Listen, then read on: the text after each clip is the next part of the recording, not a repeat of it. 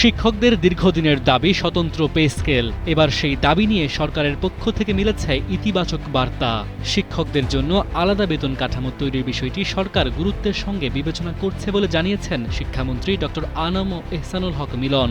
মঙ্গলবার রাজধানীর এক কর্মশালায় তিনি এসব কথা বলেন। শিক্ষকদের জীবনমান উন্নয়নের বিষয়ে মন্ত্রী বলেন, সরকারের উচ্চ পর্যায়ে এ নিয়ে ইতিবাচক চিন্তা রয়েছে।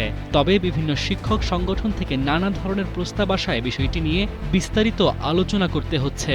মন্ত্রীর মতে, শিক্ষকদের বেতন কম হোক বা বেশি, অন্য কোনো পেশার সঙ্গে তাদের তুলনা করা ঠিক নয়, কারণ জাতি গঠনে শিক্ষকদের ভূমিকা অনন্য। শুধু বেতন বাড়ানো নয়, শিক্ষকদের পেশাগত মর্যাদা ও জীবনমানের উন্নয়নেও গুরুত্ব দেওয়ার কথা জানান মন্ত্রী। সব মিলিয়ে শিক্ষকদের জন্য আলাদা পে স্কেল নিয়ে সরকারের ইতিবাচক চিন্তা নতুন আশার সৃষ্টি করেছে। এখন শিক্ষকদের অপেক্ষা এই চিন্তা কবে বাস্তব সিদ্ধান্তে রূপ নেয়।